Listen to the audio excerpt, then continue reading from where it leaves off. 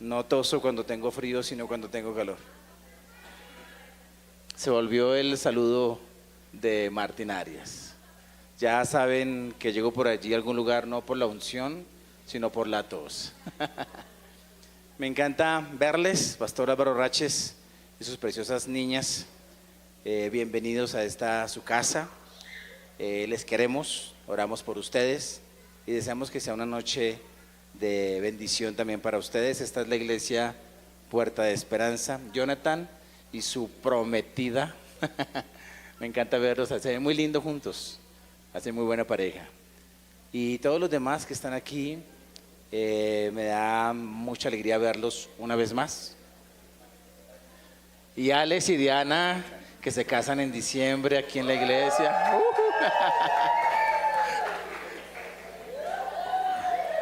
Ese comercial sí se lo voy a cobrar, oye, caballero. Si te sientes muy incómodo con eso, me avisas si te pasó el de cable. Hace un tiempo, en el año 2003, diga,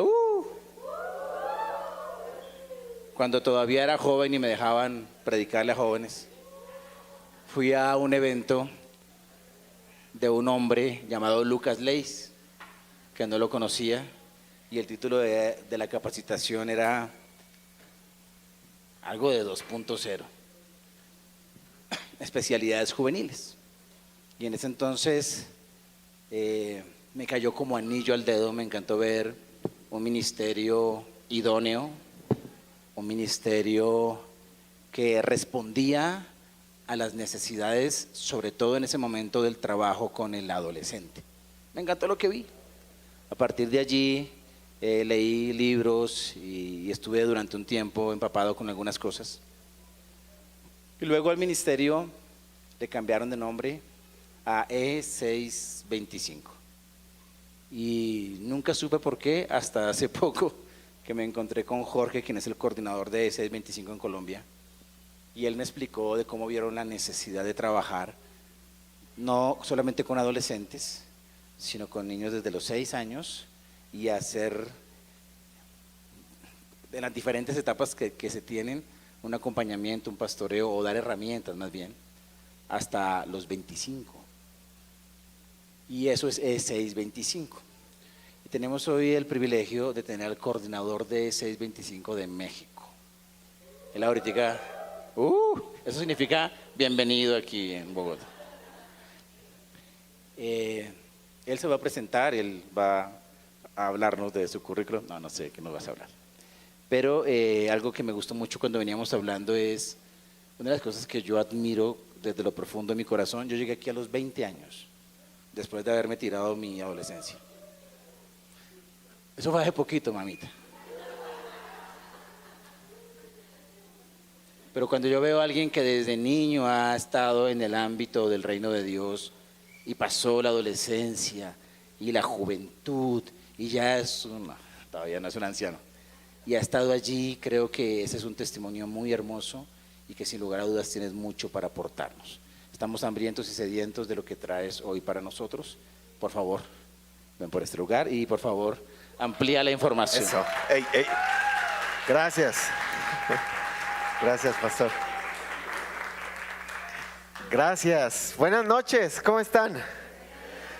Bien. Qué alegría estar acá. Fíjense que hace dos o 3 años vinimos yo y mi esposa por primera vez y uno de los lugares que queríamos conocer era La Perseverancia. No habíamos alcanzado, pero ya vi el mercado porque no sé si ustedes saben, ese mercado sale en Netflix. ¿Alguien sabe? ¿Sí? Entonces ahora me va a tocar conocer bien por allá. Bueno, me presento. ¿Sale no salió? Bueno, mi nombre es Doc Fernández de Lara, yo soy de Chihuahua, México, es al norte de México. Un estado norteño donde está Ciudad Juárez. Ciudad Juárez no tiene muy buena reputación, pero de allá soy yo. Mi esposa Ivette es de Culiacán, Sinaloa.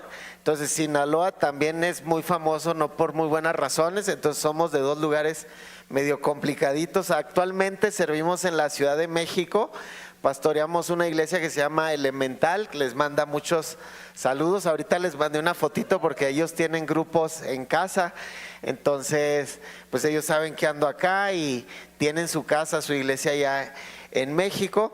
Yo les platico un poquito. Tenemos 12 años trabajando con adolescentes y jóvenes, ahora en el ministerio de 625, que los numeritos no son por Efesios 6:25 o Eclesiastés 6:25, es porque gracias a la neurociencia se sabe que la ventana de la educación formal empieza a los 6 años, cuando los niños pueden empezar a entender rudimentos de la ciencia, y es por eso que la educación primaria empieza a los 6 años, que hay una aceleración neuronal importante, y hasta los 25 años es cuando termina la formación de la corteza prefrontal del cerebro y hay una desaceleración neuronal. Entonces se dice que ahí ya estamos listos para entrar a la madurez, a la adultez. Entonces cualquiera que diga que está en el ministerio de jóvenes después de los 25, hoy vengo a tumbarles ese mito. Ya es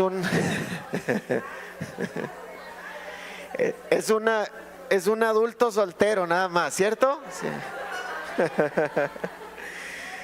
Muy bien, entonces hace un par de años escribí un libro que se llama En Redes, sobre cómo gestionar las redes sociales con sabiduría, con inteligencia. Esto por el problema que estábamos viendo en México. El gobierno de México nos pidió desarrollar un programa de prevención a mí y a mi esposa para prevenir con los adolescentes y los jóvenes los riesgos asociados con el mal uso de internet y las redes sociales.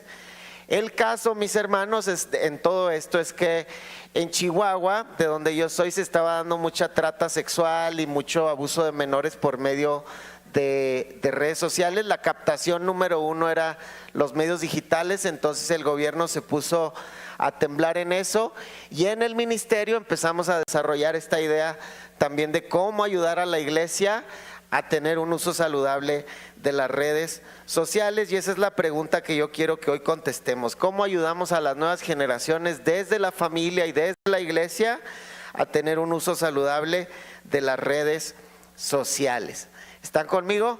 ¿Sí? Bueno, quiero que veamos este videíto de introducción que nos representa más o menos un panorama bien amplio de lo que representa hoy el ecosistema digital. Entonces creo que ahí, si se ve, ahí va. Eso, muy bien. Si apagamos la luz, está bien.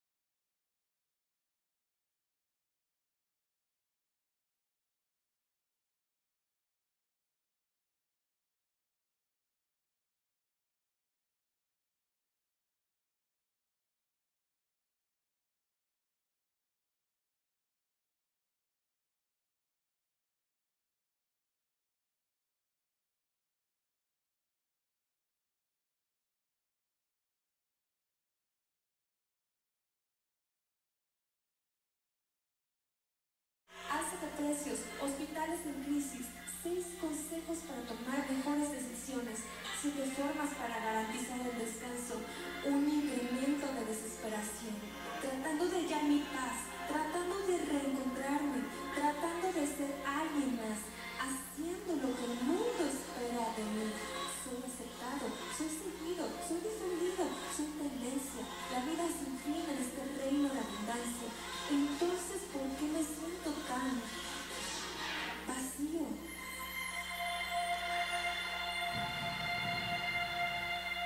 Muy bien, dale un aplauso a Dios. Vamos a despertar, vamos a hablar de este tema que es tan importante. De nuevo, las redes sociales, no cabe duda que estamos en este reino de la abundancia, ¿no? Abundancia de información, abundancia de entretenimiento, abundancia de imágenes sobre estimulación, y todo esto representa nuestro día a día, ¿cierto? Hay un cúmulo de información, la gente se está peleando en las redes sociales, la política está sesgada, la sociedad se está convulsionando. Entonces, de nuevo, ¿cómo podemos navegar con sabiduría bíblica este tiempo? Entonces, ¿por qué estamos acá? Porque queremos aprender algunos principios bíblicos, pero también consejos para la vida práctica. ¿Están conmigo? Repetimos una oracioncita así rápida que a mí me gusta hacer, que le llamo una oración inteligente. Así con tus ojos abiertos, dile: Señor, en esta hora abro mi mente, abro mi corazón y dispongo mi voluntad para escuchar lo que tienes para mí hoy. Amén. Rápido, ¿verdad? La mente, el corazón, las emociones y la voluntad, ¿verdad? Porque vamos a ver algunos principios. Entonces, ¿qué dice la Biblia sobre las redes sociales, sobre Facebook, TikTok, Instagram, YouTube, etcétera? Ni lo menciona, ¿verdad? que Pedro dejaron sus redes. Entonces ya no estuvieron con sus amigos ahí chateando, ¿no? Entonces, yo quiero ir a esta historia que es muy, muy memorable, que es la historia de Sansón. La historia de Sansón desde niños es una historia clásica, muy, muy famosa, ¿cierto? Y es muy memorable, y por eso me gusta utilizar esta historia, porque a todos se nos va a quedar en la mente.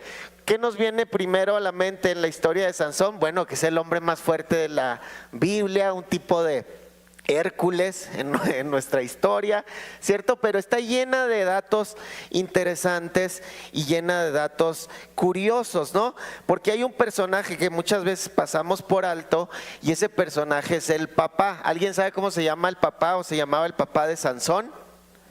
¿Nadie? ¿No? ¿Alguien? Manoa, un premio allí a quien contestó bien. Manoa. Y la historia empieza en Jueces 13, yo se los leo, nomás para que sepan, está en Jueces 13, y yo la leo en la Nueva Biblia Viva, y dice que a la esposa de Manoa se le apareció el ángel de Jehová y le dijo: he aquí, tú eres estéril y nunca has tenido hijos, pero concebirás y darás a luz un hijo. Un milagro, algo sobrenatural. Ahora pues, le da unas instrucciones a la esposa, le dice: no bebas vino, ni sidra, ni comas cosa inmunda. Entre paréntesis, consagra tu cuerpo, ¿no? Conságrate. Pues he aquí que concebirás y darás a luz un hijo, y navaja no pasarás sobre su cabeza. ¿Verdad? Cuando a mí me preguntan que si porque tengo el pelo largo, yo les digo que este mismo ángel se le apareció a mi mamá, entonces ya. Con eso, porque el niño será nazareo a Dios desde su nacimiento. Y aquí hay un detalle bien importante, dice: y él comenzará a salvar a Israel de mano de los filisteos. Y la mujer vino y se lo contó a su marido. Entonces oró Manoa a Jehová. Lo primero que hizo el papá fue orar, comunicarse con Dios, y le dijo: Señor, te ruego que permitas que vuelva el hombre de Dios que nos enviaste, para que nos enseñe cómo criar al niño que va a nacer. Aquí hay un principio de paternidad intencional. Manoa tiene la claridad para preguntarle a Dios: ¿cómo crío a este niño en este contexto que yo vivo? ¿Cierto? Cada quien está en un contexto, en un tiempo, en un espacio de la historia, y cada quien debe preguntarle a Dios cómo criamos o cómo dirigimos a las nuevas generaciones, cómo influimos en ellos en nuestro contexto muy particular. Y nuestro contexto muy particular es el contexto de la tecnología, ¿cierto? Aunado a la tecnología, que la tecnología facilitó la globalización, está obviamente todo este tema de las ideologías de género, el pensamiento progresivo, la posmodernidad, la posverdad, mucho gracias a esto de la tecnología. Entonces nuestros chicos y nosotros a diario estamos interactuando con nuestro contexto, con una cultura que nos está tratando de evangelizar con el evangelio del relativismo, ¿no? Lo que tú sientas, eso es, ¿cierto? A ti te gusta, dale, muy parecido a lo que decían en el Nuevo Testamento, ¿no? Los griegos, las viandas para el vientre y el vientre para las viandas, ¿verdad? Y yo ayer que estaba comiendo en una plaza comercial decía un dichito de esos colombianos, ¿no? A comer y a tomar que el mundo se va a acabar, ¿verdad? Entonces es más o menos el mundo en el que vivimos. Entonces Manoa pide dirección divina y Dios oyó la voz de Manoa y el ángel de Dios regresó otra vez a la mujer. Entonces Manoa le dijo: cuando tus palabras se cumplan, ¿cómo debe ser la manera de vivir del niño y qué debemos de hacer con él? La Reina Valera contemporánea dice esta parte, esta pregunta: ¿cómo debemos educar al niño? Hay un principio aquí de educación, ¿cierto? Entonces, yo quiero que veamos o que hablemos primero de este principio que está en la Biblia de liderazgo o influencia, ¿no? ¿Por qué venimos a hablar de liderazgo? Bueno, ya hay líderes aquí en la iglesia, sí, pero cada cristiano por definición tiene la capacidad de influir. Los cristianos somos luz y somos la sal, entonces eso significa que tenemos influencia en el mundo. La otra vez me encontré con un estudio de sociología que decía que la persona más introvertida, ese que tú ves que no habla con nadie, que no se lleva mucho con nadie, que no sale mucho, va a influir en su vida al menos en 10,000 personas. El más introvertido influye en 10,000 personas al menos a lo largo de su vida. ¿Cuánto más los cristianos que sabemos cómo potenciar nuestra capacidad de influencia? Entonces, ¿para qué debemos utilizar nuestra influencia? Número uno, para que las personas sigan a Jesús, ¿verdad? Aquí el ángel le dice a la mamá: conságrate, no comas cosa inmunda. En palabras bíblicas podríamos decir que le dijo: santifícate, ¿verdad? ¿Por qué los cristianos vivimos de forma diferente? Porque modelamos una vida de santificación, no porque se nos ocurrió, ¿verdad? Uy, porque qué buenos somos, no, porque queremos modelar ese seguimiento de Jesús, ese discipulado de Jesús. Entonces ese es el primer principio, el primer compromiso que debemos adquirir. El segundo es provocar cambios positivos por medio de la enseñanza de la moral cristiana, ¿sí? Que hoy está en tela de juicio en casi todos los contextos posibles. La Biblia no es la autoridad, la Biblia no es la palabra de Dios, la Biblia tiene ideas antimujeres, anticiencia y pro violencia, ¿no? Entonces, ¿cómo modelamos o cómo enseñamos la moral cristiana? ¿Qué es, qué está bien, qué está mal y cómo interpretarlo correctamente, ¿no? ¿Por qué? Porque vivimos en una era de anomia. Hoy la moral ya ni siquiera es antimoral, como decía el profeta Isaías. Va a haber un tiempo que a lo bueno se le llame malo y a lo malo bueno. Bueno, ya pasamos ese tiempo, porque en este tiempo la gente ni distingue qué es bueno y qué es malo, ¿verdad? Y C.S. Lewis decía ya por los 40, por los 50, decía: la gente buena entiende del bien y del mal. La gente mala no entiende la diferencia. Estamos en ese tiempo de anomia, de ausencia de ley moral. Y por último, el compromiso de liderazgo que debemos adquirir los cristianos es ayuda práctica para la vida diaria. Por eso les decía, ¿qué dice la Biblia sobre las redes sociales? Pues prácticamente nada, pero podemos extraer principios bíblicos para aplicarlos a nuestro contexto. ¿Están conmigo? ¿Sí? Entonces quiero hablar del ecosistema digital, porque alguien dijo que hay un evento que cambia las cosas de manera tan fundamental que no hay vuelta atrás, y es la era tecnológica, la era digital. Estamos viviendo un tiempo de tantas disrupciones en periodos tan cortos de tiempo, que hoy las generaciones se diferencian más rápido que antes. Antes yo me diferenciaba de mi papá por el estilo de vestir, por la música, porque que yo quería el pelo largo, que a mí me gustaba ciertas tendencias, etcétera, y esos cambios eran más graduales. Ahora las disrupciones que promueve la tecnología y la globalización son rapidísimas.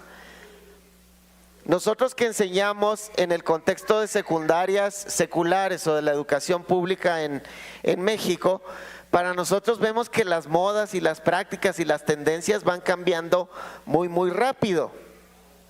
¿Cuántos se han sentido así? ¿Sí o no? Y eso se debe un poquito a esta taxonomía generacional, ¿verdad? Aquí puse 4 generaciones, las últimas 4 generaciones. La generación X son aquellos que nacieron entre el 65 y el 79. Levántenme la mano quienes están ahí. ¿Bien?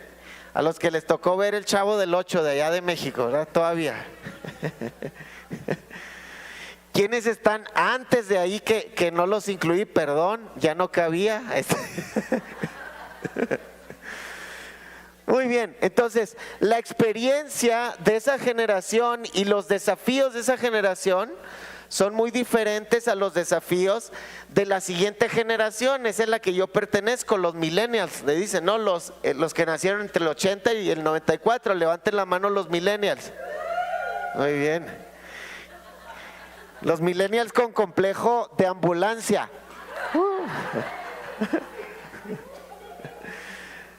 ¿Cierto? Algo clave sobre los millennials es esto, hermanos. Somos los pioneros digitales o los primeros que adquirimos la tecnología, pero logramos hacer la balanza entre un mundo analógico y un mundo digital. Por así decir, los últimos que fuimos los migrantes digitales, ¿no? Pero después de eso, la cosa es lo que estamos hablando de los actuales jóvenes, adolescentes y preadolescentes y niños, es la generación Z y la generación alfa, que ahora les llamamos por practicidad y por características sociológicas los nativos digitales, que tienen algunas características muy particulares que debemos comentar ahorita. Son los hiperconectados, nacieron ya conectados a internet, hay una gran fluidez sexual en los temas de sexualidad, en los temas de identidad sexual, desarrollo de género, etcétera. Son una generación que gracias a cómo está conformado el mundo ahora, las conversaciones que se van desarrollando cada vez van más hacia el terreno de la sexualidad. ¿Cierto o no es cierto? Otra característica es el pluralismo o la diversidad. Son la generación de la diversidad, ¿verdad? Antes yo le llamaría pluralismo religioso, ¿verdad? Hoy los jóvenes son testigos de distintas formas de espiritualidad, ¿cierto? Hay un estudio que sacaron en México que dice, no es que los jóvenes no sean religiosos, la cuestión es que no se afilian a las religiones tradicionales. No les gusta tanto las instituciones, pero sí les gusta la espiritualidad. Entonces, mucho de lo que hacen los jóvenes ahora es tomar tantito de aquí, tantito de allá, tantito de acullá y armar toda su espiritualidad, ¿verdad? Un universalismo bastante marcado. Otra característica es que en el tema de salud mental es la generación que más está batallando, ¿verdad? A mí no me gusta, pero se les llama la generación de cristal. ¿Por qué? Porque se frustran, se les cae el celular, se frustran. Que cruzó la hormiga, se frustran, ¿verdad? No se burlen, hermanos, de ellos. ¿No?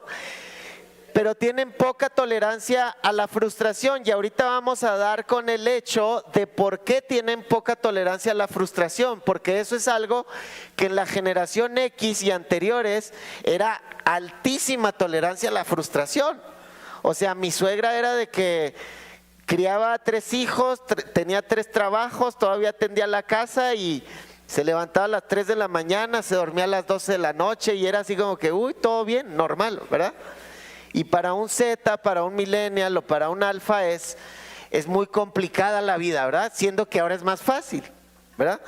Otro término es el derribamiento de tabús, ¿verdad? O de los grandes relatos. Y ahorita vamos a ver por qué. Y a todo eso le llamamos nativos digitales, ¿no? Entonces, hay ciertos desafíos que debemos entender y debemos comprender qué es el ecosistema digital. De nuevo, estamos hablando de cómo se interrelaciona nuestra vida cristiana o la moral cristiana con el mundo tecnológico en el que vivimos. Y para ponerlo en contexto, fíjense esto, en el mundo hay 7.900 millones de humanos y hay 5.220 millones de usuarios únicos de Internet. El 66% de la población está conectada a alguna red social o a Internet. ¿Qué significa esto? Bueno, en mi país significa que hay personas que no tienen un buen drenaje, un baño corriente, común y corriente, pero tienen Facebook, ¿sí? O que no tienen acceso a agua potable. El agua potable es bastante difícil de acceder, pero TikTok es bastante fácil de acceder, ¿verdad? Y esto pasa en las zonas serranas, allá en Chihuahua.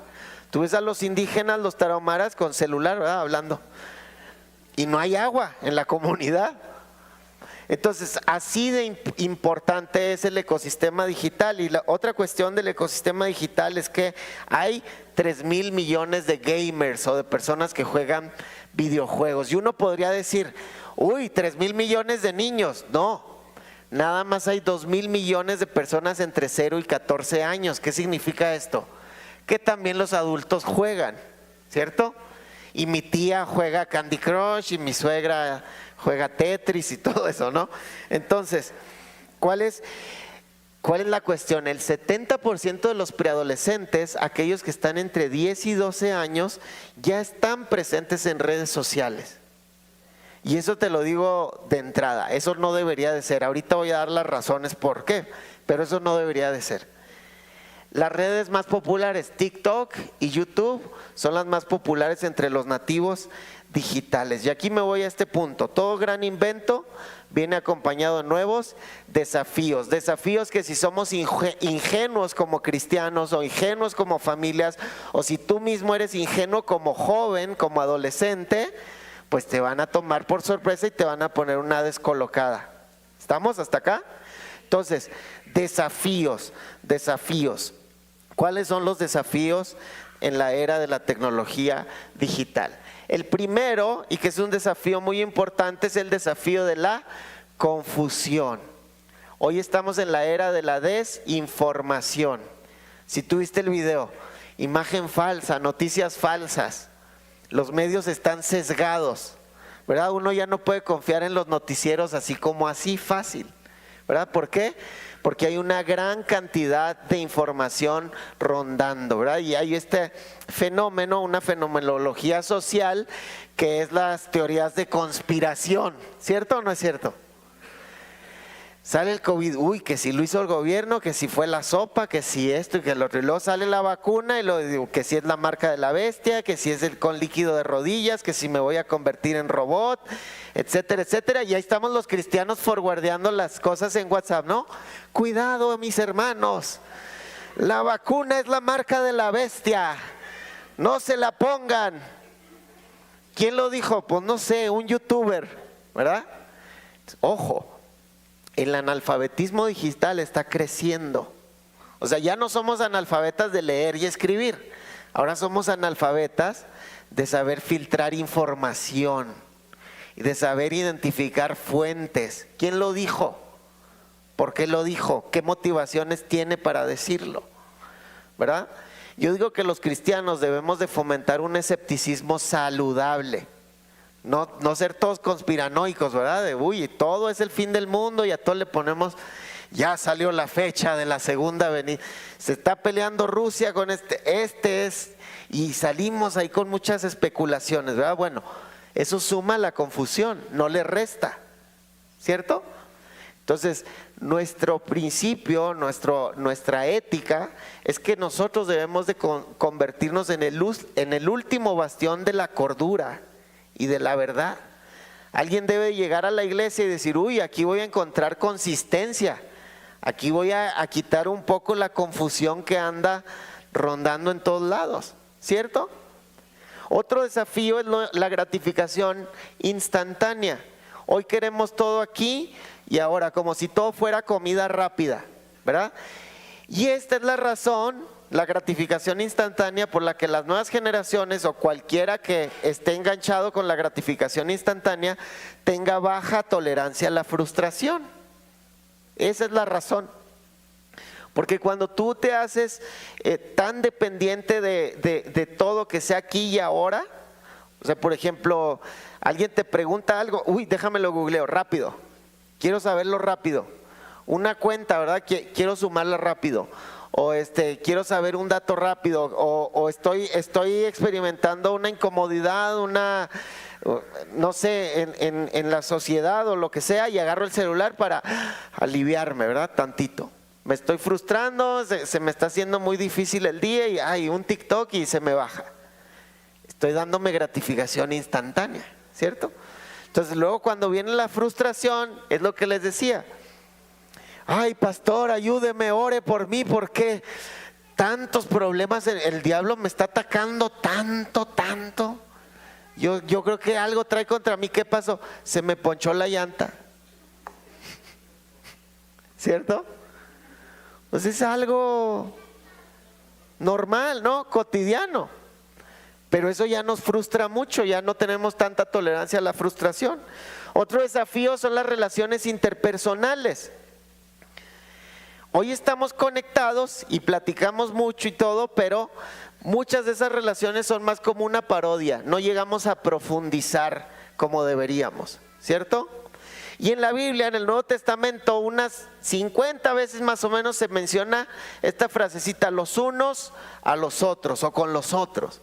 Oren los unos por los otros, llévense las cargas, sopórtense los unos a los otros. No de que se aguanten, ¿no? Y cómo me cae mal, pero lo soporto, ¿no? Ayúdense. La Biblia en el Nuevo Testamento nos propone un modelo altamente relacional de vida. Platiquen, seamos vulnerables, conozcámonos, pero profundamente. Y las redes sociales muchas veces hacen que no nos conozcamos o que seamos muy superficiales.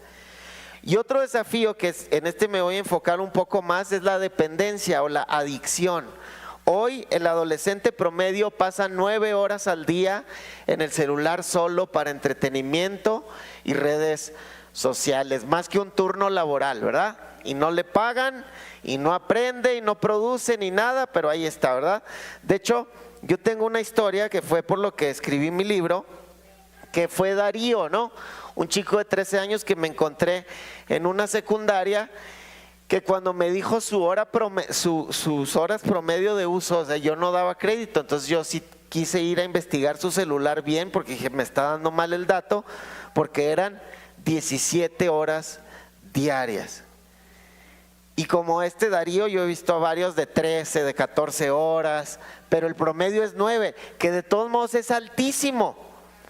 Y uno dice, los adolescentes, bueno, también hay adultos que tienen un promedio altísimo, ¿eh?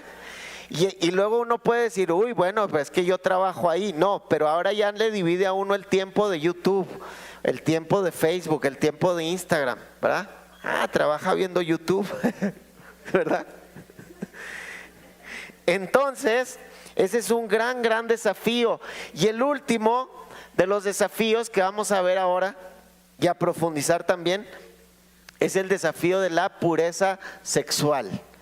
La pureza sexual, como dijimos al principio, debemos de modelar la moral cristiana y la sexualidad está siendo atacada como nunca, por decir una palabra, ¿verdad? O desvirtuada como nunca. ¿Por qué? Porque hoy hay un gran acceso a contenido pornográfico y todos los medios y todas las redes sociales tienen al menos un componente hipersexualizado. Mi esposa y yo trabajamos el tema de la hipersexualización en los niños. Ya hay niñas de quinto de primaria, eso quiere decir de 9 años, en México, que nos ha tocado que se toman fotos desnudas y las venden. Entonces estamos llegando a ese tipo de sociedad, ¿sí? Un psicólogo español sacó un estudio que decía que la edad del primer contacto con contenido pornográfico bajó a los 8 años. Para la generación X era muchas veces en la juventud o en la adultez joven. Se topó con una revista, se topó con un afiche, con algo. Para los millennials bajó como a los 15, 14 años de edad. Ese fue mi caso, ¿verdad? En la secundaria alguien que llevó una revista y se la robé a mi tío y era como el héroe, ¿no? Y ahí fue el primer contacto. Pero ahora, a los 8 años de edad. Y esto tiene implicaciones bien serias y severas para la pureza sexual como Cristo la define, como Dios la ha diseñado. Porque si un niño se engancha que el contacto puede ser por curiosidad natural, ¿verdad? El problema es darle a un niño con curiosidad natural un celular con conexión a internet, ¿sí?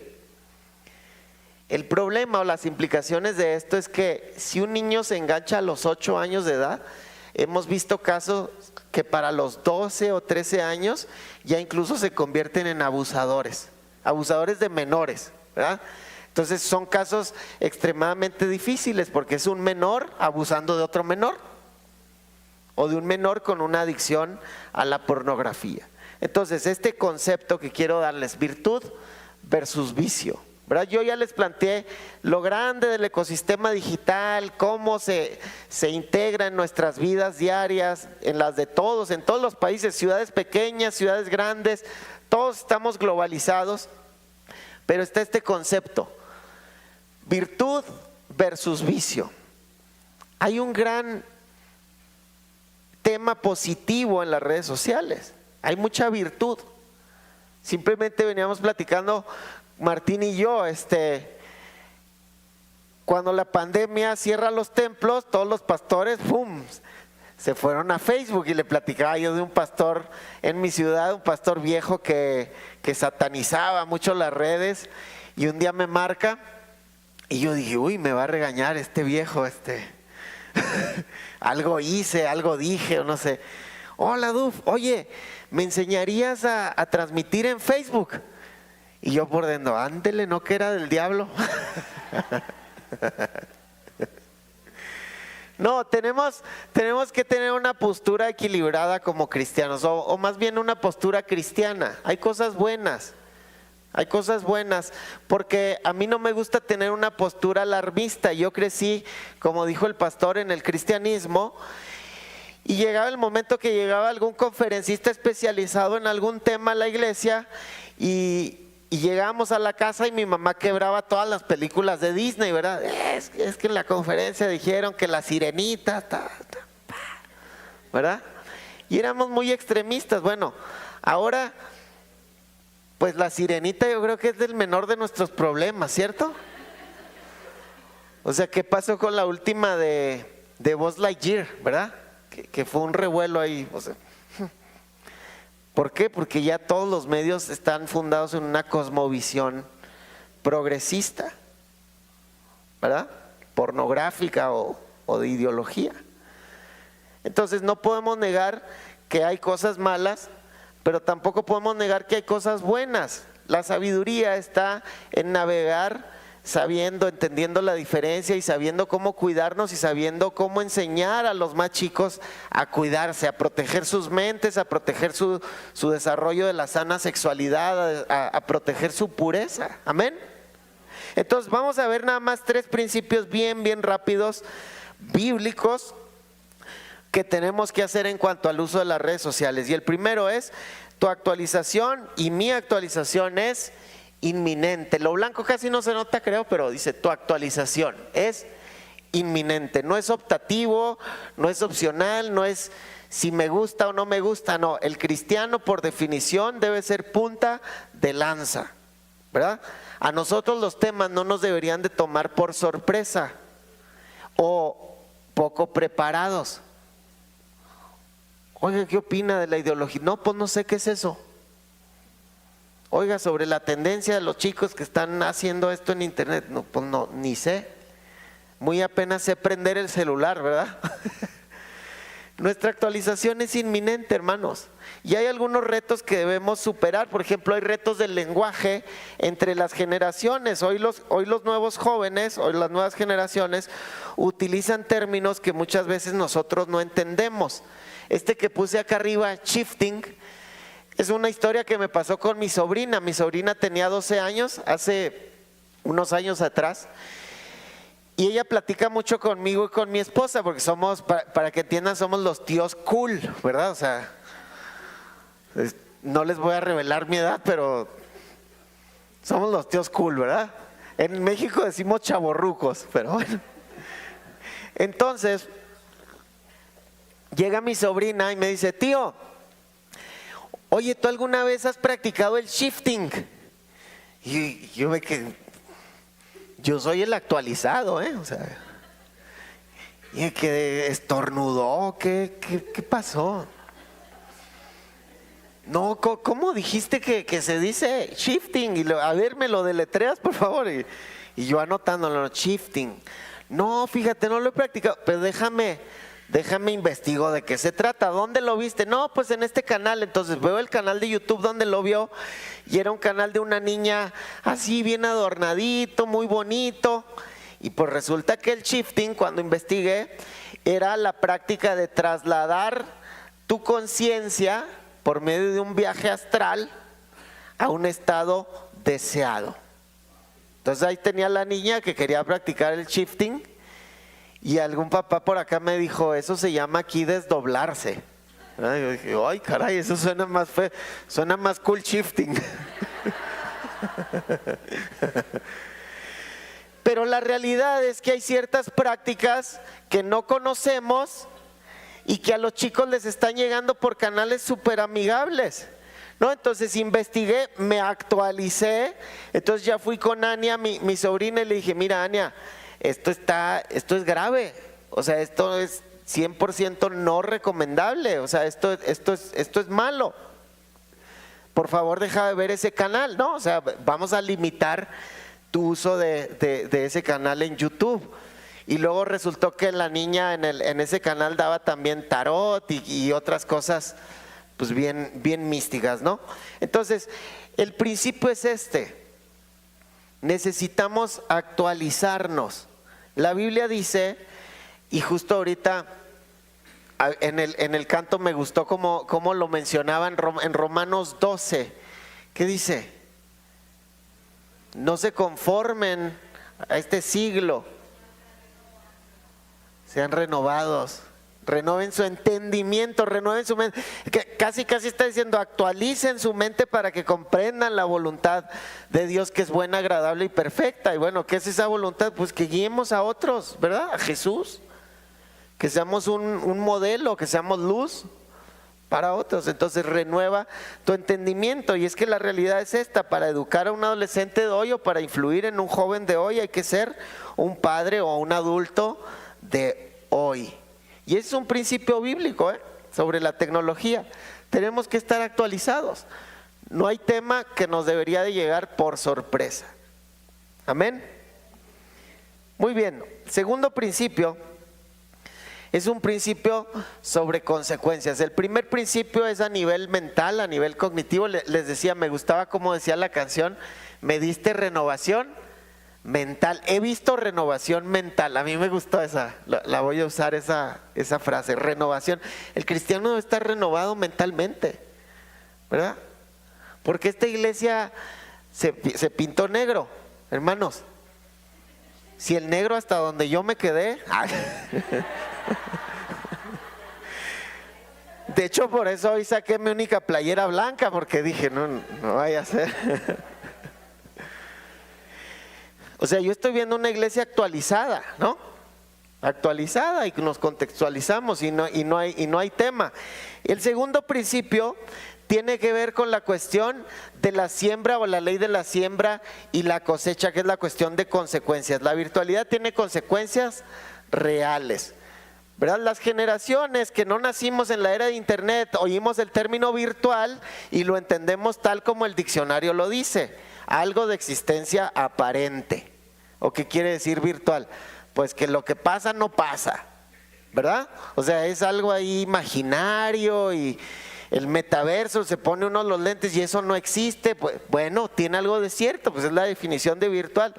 Pero hoy nos hemos dado cuenta que desde la psicología o desde el estudio de la clínica, la práctica clínica, hemos visto que la virtualidad tiene consecuencias muy reales, incluso a nivel físico. Y hay diferentes prácticas, por ejemplo, como la del ciberbullying, que es de las más famosas, que es una práctica virtual, que tiene consecuencias severas en la vida de los jóvenes, ahora hasta a nivel físico. Antes el acoso, el bullying tradicional, pues era en el contexto de la escuela, un abusón le robaba el lonche, el dinero, le pegaba, pero terminaba el horario escolar y se acababa el acoso, ¿no? Hoy se ha estudiado que gracias a que la disponibilidad de internet 24/7, el acoso puede ser hecho todos los días, todo el día, y el adolescente puede sufrir una exposición vergonzosa mucho más severa que los puede llevar a la ideación suicida o al intento suicida o incluso hasta el acto suicida. Y para platicarles un poquito, la primera vez que esto me pegó, mi esposa y yo liderábamos un grupo de jóvenes en Las Vegas, que fue donde estudiamos el Instituto Bíblico, y había una chica, Talía, que servía con nosotros, una chica muy linda, servicial, cristiana, fiel, firme, todos los buenos atributos, ¿no?, de un creyente. Sino que en Las Vegas luego hacíamos reuniones en parques o así, y en el verano el clima es calientísimo, llegamos a 52, 51 grados centígrados, es caliente, caliente.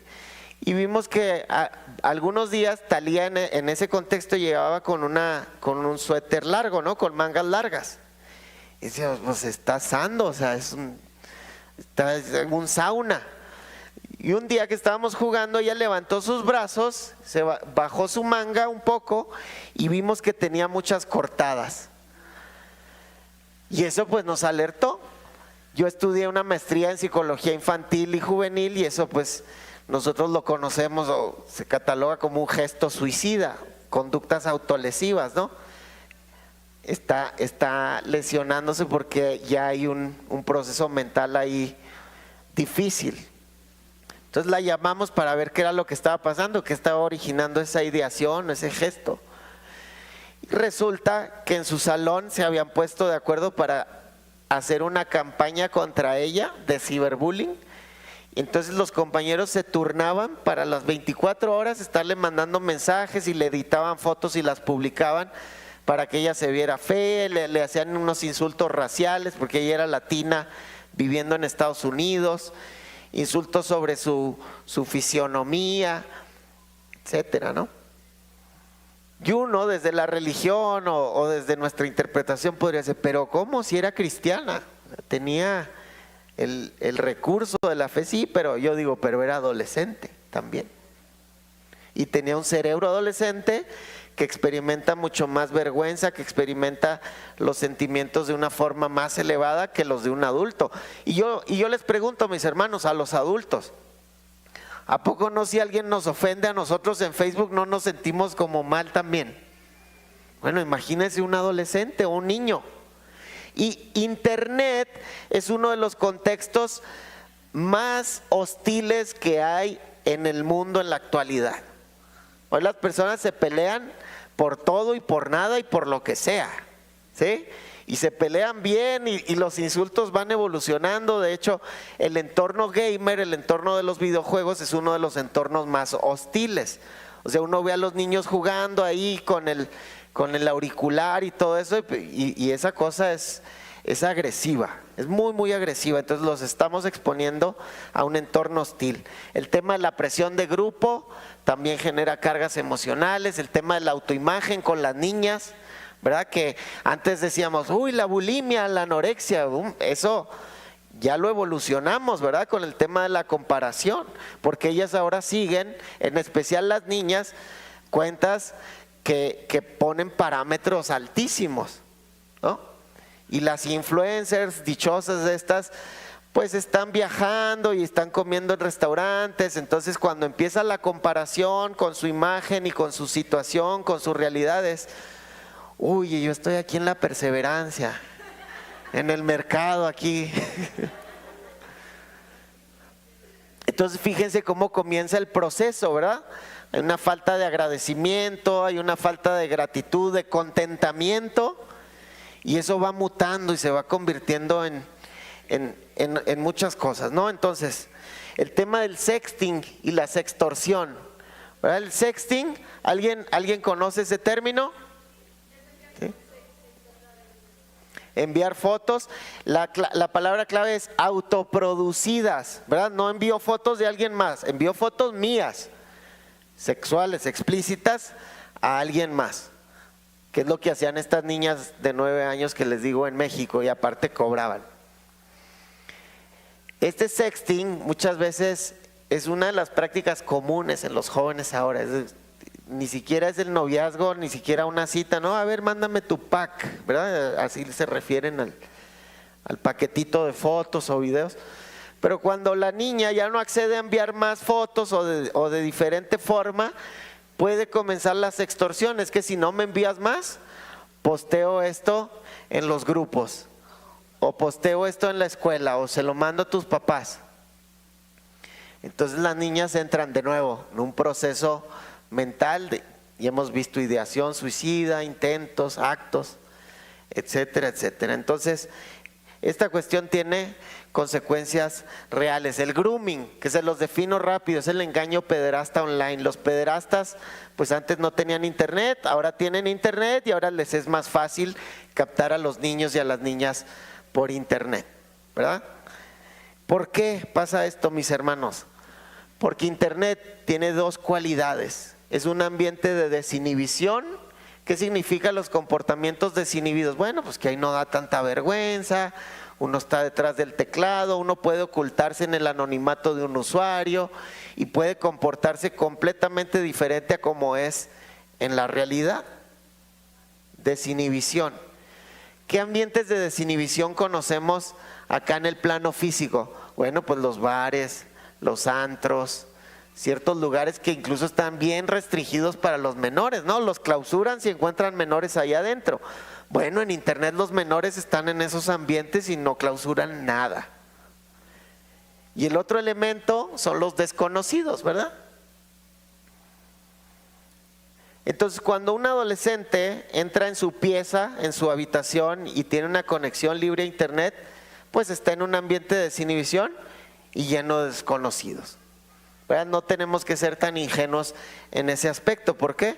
Porque una persona puede abusar de otra sin necesariamente tocarla. Oye, pero es virtual, pero está vulnerando su sexualidad, pero está hostigando, pero está acosando, pero está dañando sus emociones. ¿Qué dice la Biblia sobre esto? Sobre las consecuencias, ¿verdad? Todo lo que uno siembra, eso cosecha. Por último, el último principio, las tecnologías digitales hoy generan una gran dependencia o adicción. La Organización Mundial de la Salud en 2019 dijo que las tecnologías hoy ocupaban el principal lugar en el tema de adicciones, y eso que ellos analizan las drogas que son famosas en este país y en el mío, ¿no? ¿Para qué las digo? Les dijeron, oiga, pero están estas drogas, ¿cómo la tecnología en principal lugar de adicciones? Sí, la tecnología está en el principal lugar en el tema de adicciones. ¿Por qué? Porque activan neurotransmisores que también activan las drogas sintéticas y actúan de la misma forma, y por eso son tan enganchantes o tan adictivas. Hoy tenemos casos de respuestas emocionales extremas a la frustración en los niños, por ejemplo. Aquí sí le bajamos el volumen, pero...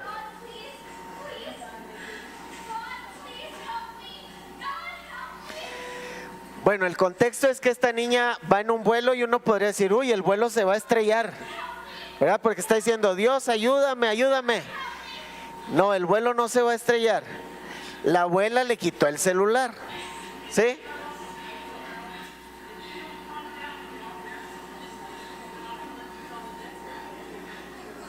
Bueno, lo voy a quitar para que no se perturben más. Si uno diría, uy, esta niña está pero en pánico porque le da miedo volar o porque hay turbulencia, etcétera. No, la abuelita le había quitado el celular, entonces ella tuvo una crisis, casi una psicosis, y hizo aterrizar el vuelo de emergencia. Luego, otra niña en Guyana mató a 19 estudiantes en el dormitorio porque le quitaron el celular, una niña de 14 años. Entonces, estas yo las pongo porque sí, son impactantes, puede sonar medio amarillista, hasta el color amarillo, ¿verdad? Hay otra de un chino que se murió por jugar 3 días sin comer y sin dormir.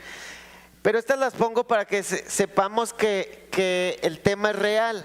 Y estas son noticias internacionales, pero yo en mi práctica, en iglesias, me he encontrado a mamás que llegan y me dicen, oye, ¿qué hago? Porque mi niña de 8 años, yo le castigo el celular y se empieza a rascar los brazos hasta que le sale sangre. ¿Qué hago? Entonces son casos clínicos, son casos de terapia inmediato, ¿verdad? O sea, meterlos en abstinencia. Y de nuevo, la psiquiatría está proponiendo un nuevo trastorno mental que se llama nomofobia. La nomofobia es el miedo irracional a no tener el celular o estar incomunicado a internet, ¿verdad? Hoy la mayoría, cuando decimos trastorno, estamos hablando de intensidad y constancia, ¿verdad? O sea, no decimos trastorno por ser alarmistas, ¿no? Ya se está generando un trastorno en las personas que sienten una ansiedad muy grande cuando no tienen el celular, ¿sí?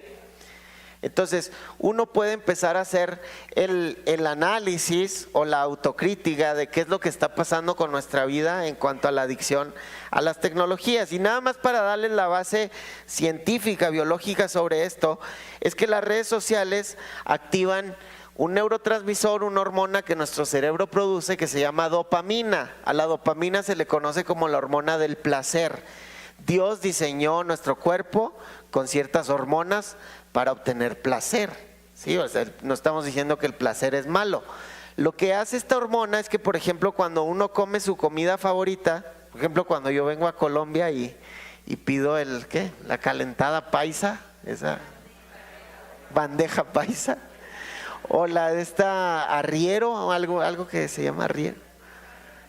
Sí. Mi cerebro empieza a segregar dopamina. ¿Por qué? Porque me empieza a decir, uy, ahí está la recompensa, te la comes. Y la forma en la que funciona este mecanismo, que Dios lo diseñó muy perfecto, muy bonito, es que sintamos placer.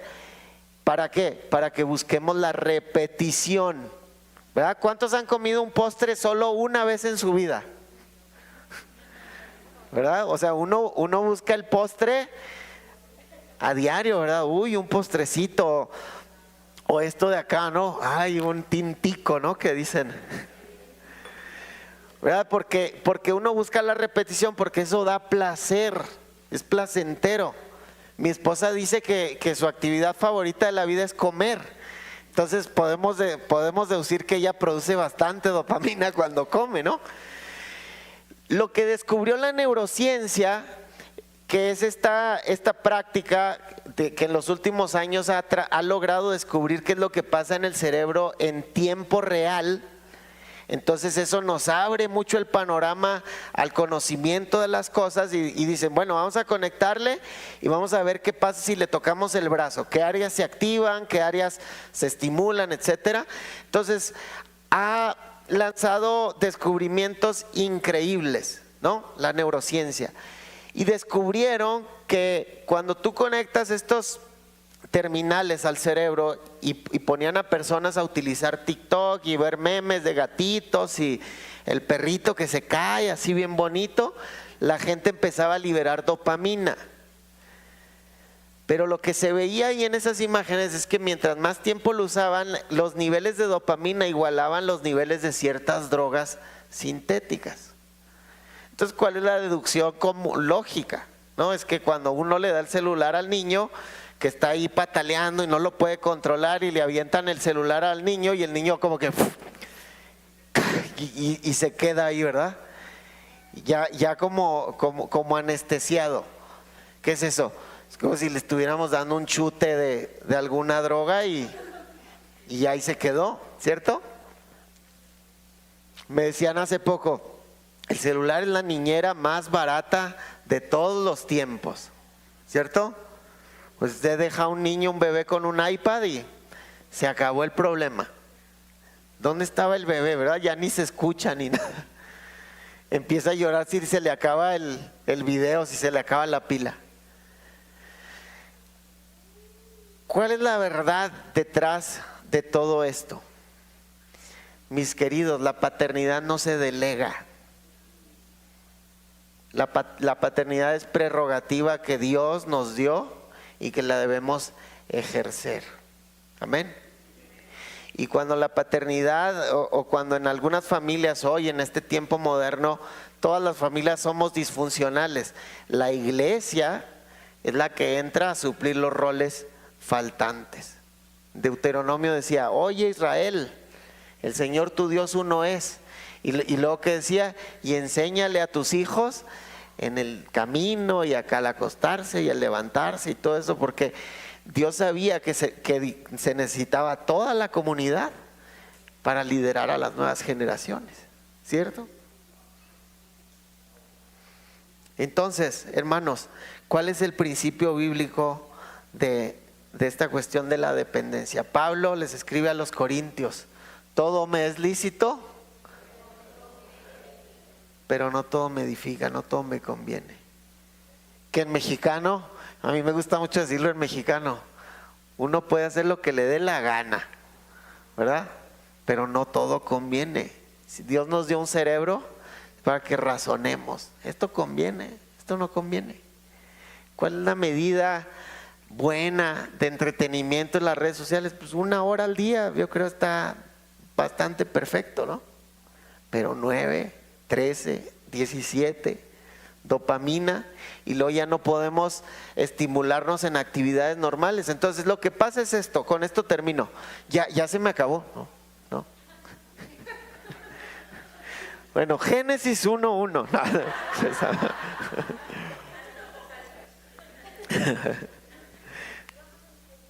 Íbamos en Corintios ya de salida. Uy, ¿en qué estaba? Perdón. Ok, la realidad es esta: cuando uno tiene el cerebro tan estimulado, tan dependiente de dopamina, le es difícil a uno obtener placer de fuentes que son menos estimulantes. Entonces, compare usted leer la Biblia, que es papel con líneas negras, contra TikTok, contra shorts de YouTube, o contra memes, o contra un maratón de series de Netflix. Compara, ¿cuál estimula más? Entonces, esta estimulación, el diablo es muy astuto, hermanos. Aquí me voy a poner un poquito de estas cuestiones del diablo, ¿no? El diablo es astuto porque si no nos puede hacer pecar, nos va a hacer estar distraídos y estar ocupados en cosas que están anulando nuestro propósito, que nos están disminuyendo, que nos están deshumanizando. Y esa palabra deshumanizar, yo la veo siempre que un niño está en el iPad, ¿no? O sea, cuando digo, uy, parece zombie o parece robot, ¿por qué? Es porque se está deshumanizando, está perdiendo sus capacidades humanas, naturales, ¿no? Entonces, con esto termino, hermano, reflexionemos. Había un padre, es una historia, que estaba leyendo y viendo sobre todo este contexto de la sociedad que está convulsionada, que la cosmovisión es altamente pornográfica y que el mundo, ciertamente, como lo menciona Apocalipsis, ya llegamos, como menciona Apocalipsis, va descomponiéndose, va de mal en peor. Cuando yo les digo, la edad de la pornografía ha bajado a los 8 años, eso significa descomposición social. Y eso parece que no va parando, ¿eh? O sea, eso, Apocalipsis nos pinta una imagen de que la cosa se va a descomponer más y más y más, y la iglesia tiene que seguir siendo el faro de la verdad y de la cordura. Amén. Pero este papá veía todas estas noticias y dijo desde su interior, dijo, lamento, ¿cómo lamento haber traído hijos a este mundo? ¿Qué hijos, qué mundo les está tocando a estos hijos? ¿Por qué? Porque él decía, hay tantos dragones queriendo atacar y queriendo comer sus mentes, sus emociones, incluso destruir sus cuerpos. ¿Cómo lamento haber traído hijos a este mundo? Y muchas veces uno puede entrar en esa desesperación fatalista, ¿cierto? Apocalíptica, en esa visión apocalíptica. Decir, uy, ahora En México pasaron esta ley y en Colombia pasaron esta ley y la cosa está cada vez peor y hay decretos de muerte por todos lados ahora desde antes que van a nacer, ¿cierto? O sea, es un contexto terrible, terrible. Y la desesperación del padre era justificada, pero la mamá lo escuchó y la mamá tenía una sabiduría bíblica, espiritual, y le decía, no, al contrario, tú te debes de considerar privilegiado por estar formando y liderando a los próximos mata dragones. Amén. Y ese es el llamado de Dios para su iglesia. Ese es el llamado de Dios para Puerta de Esperanza, para Colombia, para México, para Latinoamérica, que nosotros lideremos y guiemos a los próximos libertadores. A mí me gusta utilizar la historia de Sansón porque la promesa sobre la vida de Sansón, el propósito sobre la vida de Sansón, decía el ángel de Jehová, él va a comenzar a liberar al pueblo de la mano de los filisteos, ¿no? Hoy no son los filisteos, hoy son otros. Les podemos poner nombre, ¿verdad? Pero ¿tú crees que nuestras nuevas generaciones son los próximos encargados de liberar al pueblo de todas estas ideologías? Amén. Entonces ponte de pie y quiero que oremos juntos por estas nuevas generaciones, pero también para que nuestra influencia pegue y pegue más fuerte y sea más efectiva y sea más eficaz. Amén. ¿Estás conmigo? Entonces ahora sí, cierra tus ojos y quiero que te concentres y vamos a pedirle, Dios, gracias por tu palabra, pero primero queremos agradecerte por el tiempo y el espacio en el que nos ha tocado dirigir y en el que nos ha tocado ser un faro de luz, ser un faro de verdad y en el contexto que nos ha tocado ser sal. Dios, gracias por este país, por Colombia, y gracias porque tú nos estás mostrando la realidad actual para prepararnos, Señor. Actualízanos, Señor.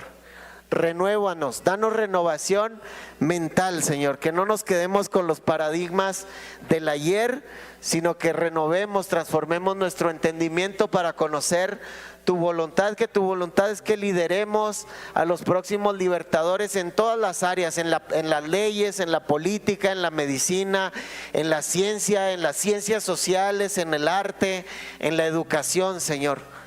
Los ponemos en tus manos, Señor, a los jóvenes y a los adolescentes y a los niños de esta iglesia y de la iglesia de Colombia, Señor.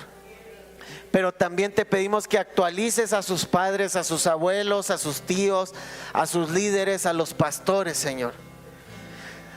Señor, también te pedimos que nos des una carga por la realidad de las consecuencias que están experimentando las nuevas generaciones, Señor, porque el enemigo está utilizando estrategias que cada vez son más hostiles, que cada vez son más duras para las nuevas generaciones, Señor, que cada vez desintegran más a las familias, Señor, y ayúdanos a tener estrategias espirituales en esta iglesia para contrarrestarlas, Señor, incluso para prevenirlas, Señor.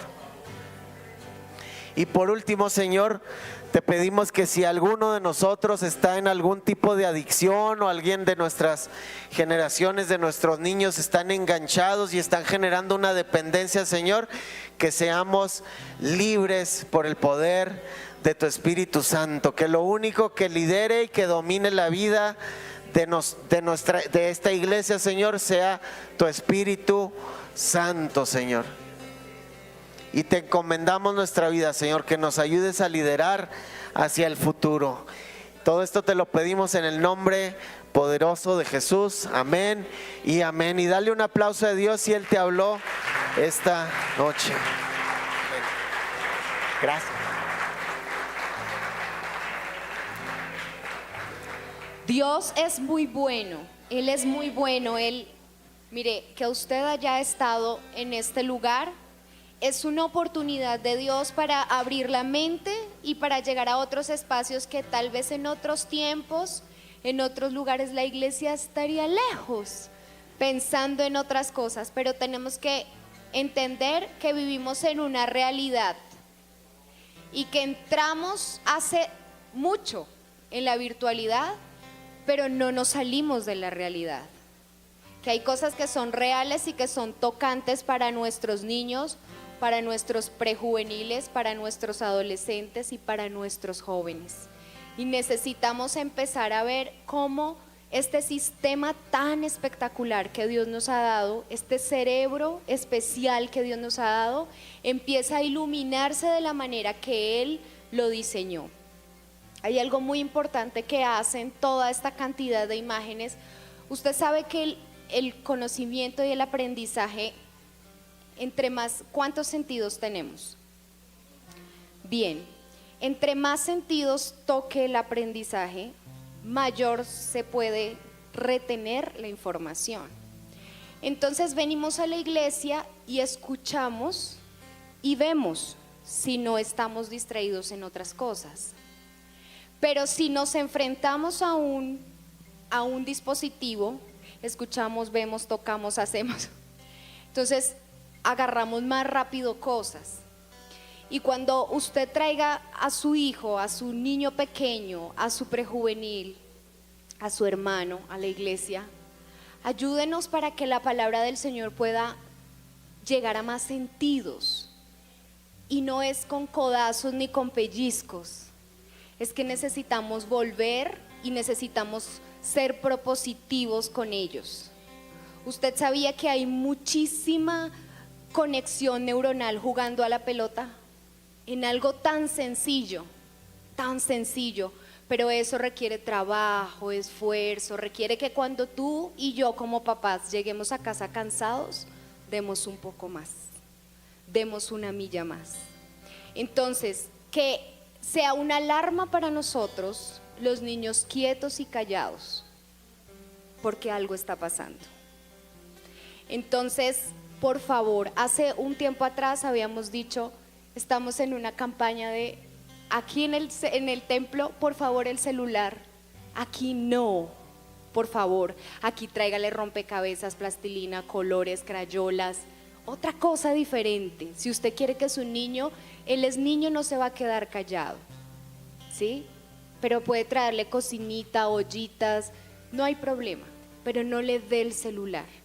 Cerremos los espacios y vamos a tener generaciones más humanas, generaciones con vida. Y si usted necesita ayuda, por favor acérquese. Si usted dice, es una alerta, yo creo que está pasando esto, veamos cómo podemos instruirnos, cómo podemos ayudar para volver al comienzo de las cosas, para mirar las sendas antiguas, para mirar cómo nos ayudamos, porque claro que sí necesitamos jóvenes dispuestos, activos y llenos de vida, pero también necesitamos padres sabios, entendidos, ¿sí? No solamente padres y madres que digan eso no, es malo, es pecado, es malo, sino que podamos ver que sí, cómo proponemos y qué podemos hacer para tener una vida saludable. Amén. Gracias al Señor y gracias por la vida de Duf Fernández. Vamos a aprovechar este tiempo tan especial para dar a nuestro Señor, para dar con alegría, para dar por gratitud, para...